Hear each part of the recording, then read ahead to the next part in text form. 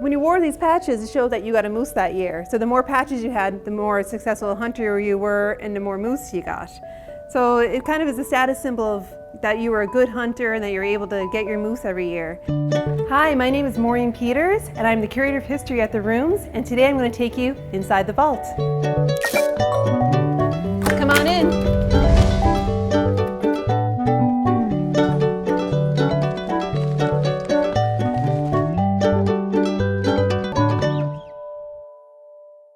So now I got something to show you about moose hunting. So this is a jacket that belonged to a Mr. Doran Guyan. So as you can see on his jacket, he got a lot of moose hunting badges. So moose hunting started when they brought over 4 moose from New Brunswick in 1904. But it wasn't until they had enough of a moose population in 1930 that they started having a regulated hunt. So these are the badges that the Department of Wildlife and Fisheries gave out once you got your moose. So we have patches on this from the 70s and the 80s and the 90s. And it's interesting because they also say successful moose hunt 1987. Because when you got your moose and you brought your jawbone in, you get your patch to add to your jacket. So obviously Dorman was a very good hunter, and him and his wife just absolutely loved being in the outdoors, and she sewed on each of these patches by hand.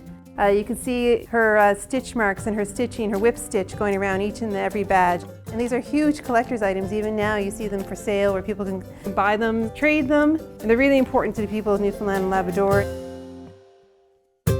Well, historically museums are kind of white tower institutions that collected the best of the best, the finest of the artifacts. You think about the silver and the jewels. But for us in contemporary museum studies, we want to study and collect the items from the everyday people and understand a bit about our history and culture through the accomplishments of Newfoundlanders and Labradorians. And it's a way for us to tell our history.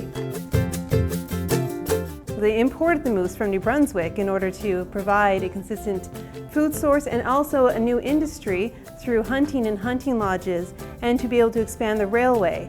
So we think about moose as being a part of our hunting history and our eating history, but it's also a part of our railway history, it's also a part of our outdoors history, it's a part of our promoting our province and our country at the time as a place to come and enjoy the outdoors. So it just doesn't tell one simple story, it tells a really complex story about our history around Newfoundland and Labrador, and just how complex and how interesting and intriguing our history and our place within the world and Canada is.